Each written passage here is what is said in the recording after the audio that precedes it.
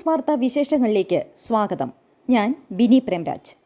കഴിഞ്ഞ ദിവസം തിരുവനന്തപുരത്ത് നമ്മുടെ സർവകലാശാലകളുടെ ചാൻസലറായി പ്രവർത്തിക്കുന്ന ഗവർണറെ കുട്ടി സഖാക്കൾ വഴിയിൽ തടയുകയും അദ്ദേഹത്തിൻ്റെ കാർ കൈകൊണ്ട് അടിക്കുകയും വെല്ലുവിളിക്കുകയും അദ്ദേഹം കാറിൽ നിന്ന് ഇറങ്ങി ഇവരോട് ചടപട എന്ന് ഇംഗ്ലീഷിൽ സംസാരിക്കുകയും അതേ തുടർന്ന് ഈ ധീര സഖാക്കൾ ഓടിപ്പോവുകയും ചെയ്ത സംഭവം നമ്മളിവിടെ പറഞ്ഞു. ആ പ്രശ്നം ഇതുവരെ തീർന്നില്ല. അറസ്റ്റ് ചെയ്യപ്പെട്ട ചില സഖാക്കൾ തിരുവനന്തപുരത്ത് സബ് ജയിലിൽ ഉണ്ടെന്ന് കഴിയുകയാണ്. അവരുടെ ജാമ്യാപേക്ഷ അസിസ്റ്റൻറ്റ് പബ്ലിക് പ്രോസിക്യൂട്ടർ ഒത്തുകളിച്ചിട്ട് പോലും അനുവദിക്കാൻ അവിടുത്തെ മജിസ്ട്രേറ്റ് തയ്യാറായിട്ടില്ല. ഇത് ഗവർണറെ അപായപ്പെടുത്താനുള്ള ശ്രമമായിരുന്നു എന്നാണ് മജിസ്ട്രേറ്റിൻ്റെ പക്ഷം. അങ്ങനെയല്ല, SFIക്കാർ ഗവർണറെ കണ്ടപ്പോൾ പ്രായമായ ആളാണല്ലോ, അദ്ദേഹത്തെ ഒന്ന് അടുത്ത് കാണാൻ വേണ്ടി വണ്ടി കൈ കാണിച്ച് നിർത്തിയതാണ് എന്നാണ് പ്രോസിക്യൂട്ടറുടെയും പോലീസിൻ്റെയും വാദം. ഏതായാലും അത് കോടതിയുടെ പരിഗണനയിലിരിക്കുന്ന വിഷയമുണ്ട്, നമ്മളിവിടെ പറയുന്നത് ശരിയല്ല. മജിസ്ട്രേറ്റിൻ്റെ വിവേചനാധികാരം ഉപയോഗിച്ച് ജാമ്യം കൊടുക്കാതിരിക്കുകയോ ഈ പിള്ളേർ ഉണ്ട തിന്നുകയോ അല്ലെങ്കിൽ വീട്ടിൽ നിന്ന് ചോറ് കൊണ്ടുവന്ന് കഴിക്കുക എന്തെങ്കിലും ചെയ്യണം. പക്ഷേ ഈ പ്രശ്നം അവിടെ കൊണ്ട് അവസാനിച്ചില്ല. അടുത്ത ദിവസങ്ങളിലൊക്കെ നമ്മുടെ കാരണബോധൻ ഗവർണറെ വെല്ലുവിളിച്ച് സംസാരിക്കും. ഗവർണറാണെങ്കിൽ ഡൽഹിയിൽ പോയിട്ട് മുഖ്യമന്ത്രിയുടെ നിർദ്ദേശപ്രകാരമാണ് ഈ ഡിങ്കിരി വാലന്മാരെ എനിക്കെതിരെ പ്രതിഷേധവുമായി വന്നിട്ടുള്ളത് എന്ന് തുറന്നടിച്ചു. അങ്ങനെ കേരളത്തിലെന്നല്ല, ഇതിനു മുമ്പ് ഇന്ത്യയിലെ ഒരു സംസ്ഥാനത്തും ഉണ്ടാകാത്ത രീതിയിലുള്ള വലിയൊരു ഏറ്റുമുട്ടലിലേക്ക് കേരള സർക്കാരും ഗവർണർ നീങ്ങിക്കൊണ്ടിരിക്കുകയാണ്. അതിന് തുടർച്ചയായിട്ടാണ് സഖാവ് ആർഷോ ഗവർണറെ വീണ്ടും വെല്ലുവിളിച്ചത്. കേരളത്തിലെ ഒരു ക്യാമ്പസിലും ഗവർണർ കാലെടുത്ത് ചവിട്ടാൻ ഞങ്ങൾ സമ്മതിക്കില്ല, ഗവർണറെ തെരുവിൽ വച്ച് ഭരണഘടന പഠിപ്പിക്കും എന്നാണ് പുള്ളിയുടെ വെല്ലുവിളി. ഗവർണർ ഈ വെല്ലുവിളി കേട്ട് വിരളുന്ന ആളല്ലല്ലോ.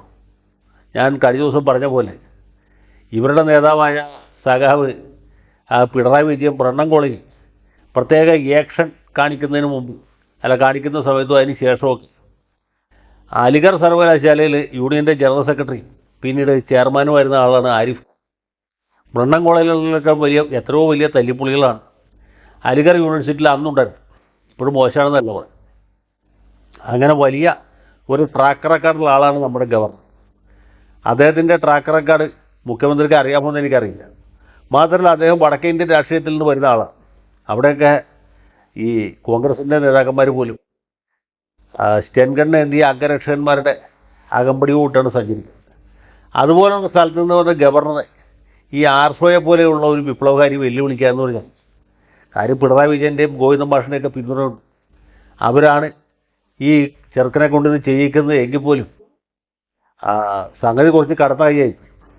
ഏതായാലും ഇവരുടെ വെല്ലുവിളി സ്വീകരിച്ച് ഗവർണർ ഈ വരുന്ന 3 ദിവസം കാലിക്കറ്റ് യൂണിവേഴ്സിറ്റിയുടെ ഗസ്റ്റ് ഹൗസിൽ താമസിക്കാൻ തീരുമാനിച്ചിരിക്കുക.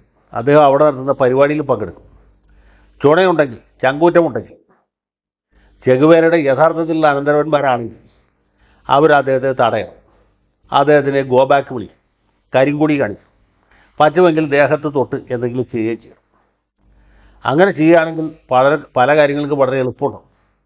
ഈ ഗവർണർ എന്ന് പറഞ്ഞാൽ പണ്ട് MV രാഘവനെ തടഞ്ഞ പോലെയോ അല്ലെങ്കിൽ കരുണാകരൻ്റെ മന്ത്രിസഭ ഇരിക്കുന്ന കാലത്ത് മന്ത്രിമാരെ വഴിയിൽ തടഞ്ഞ പോലെയോ ഒന്നും ആയിരിക്കില്ല. സംഗതി വളരെ ഗുരുതരമായിരിക്കും. ഇദ്ദേഹം ഇവിടുന്ന് ഒരു റിപ്പോർട്ട് എഴുതി വടക്കോട്ടൊക്കെ അയച്ചു കഴിഞ്ഞാൽ, അയക്കണമെന്നില്ല, ഫാക്സ് ചെയ്താലും മതി, അത് കിട്ടിക്കഴിഞ്ഞാൽ 24 മണിക്കൂറിനുള്ളിൽ കേന്ദ്രത്തിൽ നിന്ന് നടപടി ഉണ്ടാവും.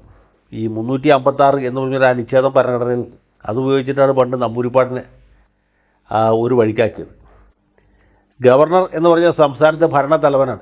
അദ്ദേഹത്തിൻ്റെ ജീവനും സ്വത്തിനും സുരക്ഷിതത്വം ഇല്ല എന്ന് പറഞ്ഞാൽ അതിൻ്റെ അർത്ഥം സംസ്ഥാനത്ത് കോൺസ്റ്റിറ്റ്യൂഷണൽ മെഷറി പരാജയപ്പെട്ടു എന്നുള്ളതാണ്. കോൺസ്റ്റിറ്റ്യൂഷണൽ ബ്രേക്ക് ഡൗൺ ഉണ്ടെങ്കിൽ രാഷ്ട്രപതിക്ക് ഇടപെടാം. കേന്ദ്ര സർക്കാർ ഒരു ശുപാർശ എഴുതി രാഷ്ട്രപതിക്ക് കൊടുത്തയച്ചാൽ മതി. കേന്ദ്ര ആഭ്യന്തരമന്ത്രി അമിത് ഷായാണ്, പ്രധാനമന്ത്രി നരേന്ദ്രമോദിയാണ്, അല്ലാണ്ട് PV നരസിംഹറാവുവോ മൻമോഹൻ സിംഗ് ഒന്നുമല്ല. ഈ റിപ്പോർട്ട് അവിടെ കിട്ടിക്കഴിഞ്ഞാൽ 24 മണിക്കൂറിനുള്ളിൽ നടപടിയുണ്ട്. ആ നടപടി ഉണ്ടായി കഴിഞ്ഞാൽ ഇത് പിണറായി വിജയൻ്റെ മഹത്തായ നവകേരള സദസ്സ് തിരുവനന്തപുരത്ത് എത്താൻ വേണ്ടി കാത്തിരിക്കേണ്ട ആവശ്യമില്ല. അതിനു മുമ്പ് തന്നെ ഇദ്ദേഹം മുൻ മുഖ്യമന്ത്രി എന്ന പേരിൽ അറിയപ്പെടും. ഈ പിള്ളേരെ കൊണ്ട് ഇത് ചെയ്യിക്കുന്ന നമ്മുടെ മന്ത്രിമാരൊക്കെ മുൻ മന്ത്രിമാർ എന്നറിയപ്പെടും. അത് ഇത്ര എളുപ്പത്തിലൊന്നും ചെയ്യുന്ന കാര്യമല്ല നമുക്കറിയാം. എന്നാൽ പോലും ഗവർണറുടെ ദേഹത്ത് ഒരു തുള്ളി ഒരു തരി മണ്ണ് വീണാൽ അദ്ദേഹത്തിൻ്റെ ദേഹത്ത് ഇവരാരെങ്കിലും കൈമുട്ടിയാൽ കളി മാറും. ആർഷോയ്ക്ക് അതൊന്നും അറിയേണ്ട ആവശ്യമില്ല, കൂടെയുള്ളവർക്കും അറിയേണ്ട ആവശ്യമില്ല. പക്ഷേ ഇതിൻ്റെ പ്രത്യാഘാതം ഭയങ്കരമായിരിക്കും. ഈ വിവരം കാരണഭൂതന് ഒരു പക്ഷേ അറിഞ്ഞിരിക്കാൻ സാധ്യതയില്ല. കാരണം ബ്രണ്ണൻ കോളേജിലെ ആ സിലബസിൽ ഈ കാര്യം പറഞ്ഞിരുന്നില്ല. മാത്രമല്ല ഇന്ത്യൻ ഭരണഘടനയേക്കാൾ വലുത് പാർട്ടി ഭരണഘടനയാണെന്നാണ് അദ്ദേഹം ധരിച്ചിട്ടുള്ളത്. ഗോവിന്ദ മാഷിനും ഒരുപക്ഷെ അറിഞ്ഞോളുന്നില്ല.